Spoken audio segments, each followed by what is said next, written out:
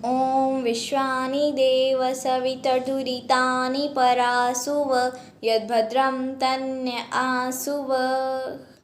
आप सभी को मेरा नमस्ते।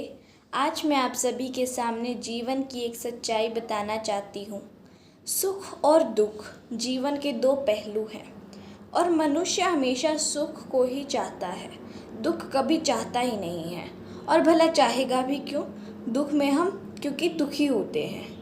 तो हमें सुख में सुखी रहना चाहिए, सुख में सुखी भी नहीं रहना चाहिए और दुख में दुखी भी नहीं रहना चाहिए। तो करना क्या चाहिए?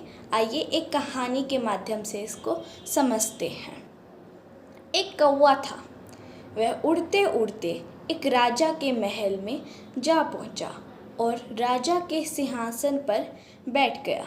राजा ने जब उसे देखा, उसे बहुत गुस्सा आया और राजा ने अपने सिपाहियों को आदेश दिया, इस कौवे को जल्दी से जल्दी पकड़कर इसे दलदल में डाल दिया जाए। लेकिन कौवा रोने की बजाय हंसने लगा और गाने लगा, दलदल में फिसलना जानते हैं जी, दलदल में फिसलना जानते हैं।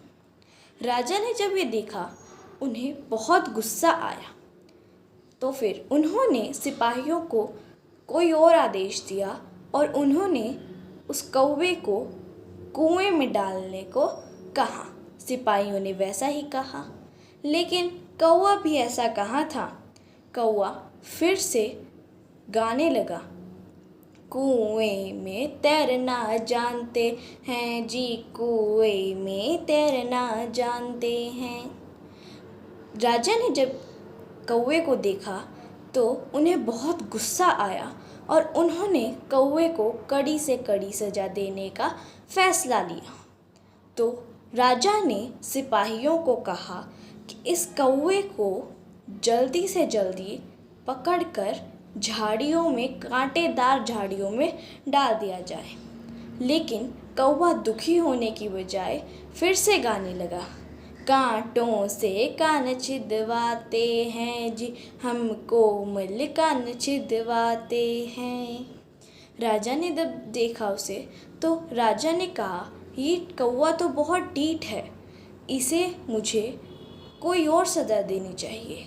तभी राजा के मन में एक बात आई, अगर ये कौवा दुखी होने की बजाय सुखी होता है, दुख में भी सुखी होता है, तो ये कौवा सुख में दुखी होता है या नहीं। राजा ने सिपाहियों को कहा कि इस कौवे को सेब के मुरब्बे में डाल दिया जाए।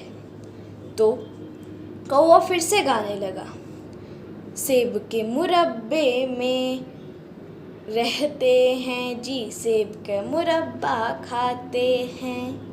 राजा ने हार मान ली। राजा ने सिपाहियों को आदेश दिया कि इस कौवे को छोड़ दिया जाए।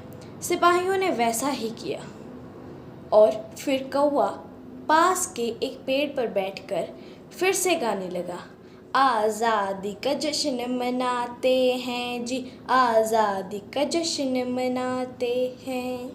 तो इससे हमें सीख मिलती है कि हमें सुख में ज़्यादा सुखी भी नहीं होना चाहिए और दुख में ज़्यादा दुखी भी नहीं होना चाहिए। हमें दुख में सुखी और सुख में भी सुखी ही रहना चाहिए। धन्यवाद।